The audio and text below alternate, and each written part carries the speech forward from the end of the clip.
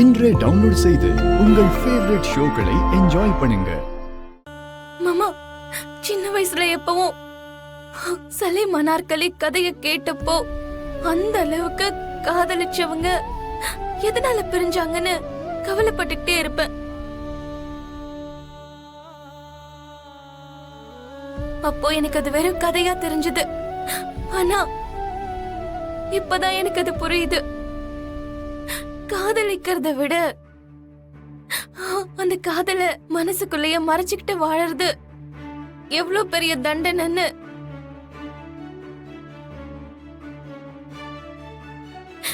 நீங்க என் கண்ணு முன்னாடி இருந்தும் கூட நீங்க எனக்கு சொந்த இல்ல நினைச்சுக்கிட்டு ஒவ்வொரு நொடியும் என் இதயத்தை சுக்குநூற உடைச்சுக்கிட்டேன்.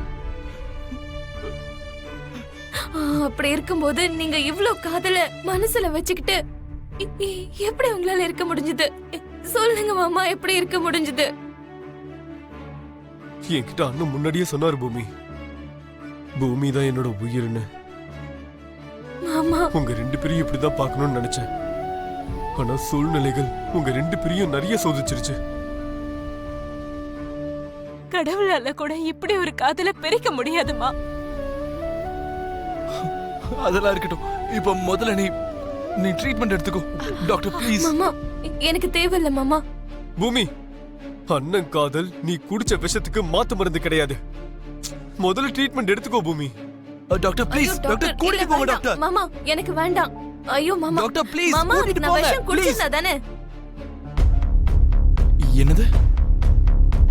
ஆமா மாமா, உங்க வாயில இருந்து உண்மையை வர வைக்கதான் இந்த மாதிரி நான் நடிச்சேன்.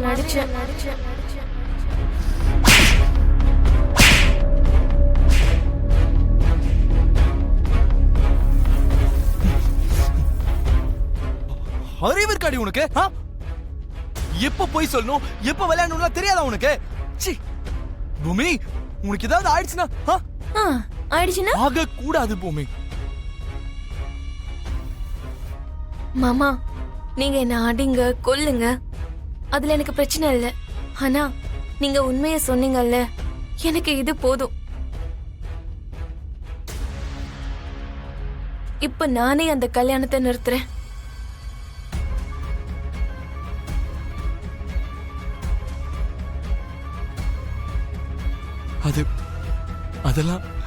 அதெல்லாம் முடியாத காரியம்.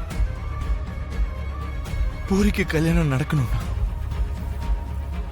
நான் தாராவை கண்டிப்பா கல்யாணம் பண்ணிக்கணும். ககன், ஒரு வாட்டி பூமி என்ன சொல்றான்னு கேளுடா. தேவைப்பட்டா நம்ம துருவா கால்ல விழுந்தாவது அவளை கல்யாணம் பண்ணி வச்சிடலாம். உங்க காதல தியாகம் பண்ணாதீங்க ப்ளீஸ்டா. மாமா,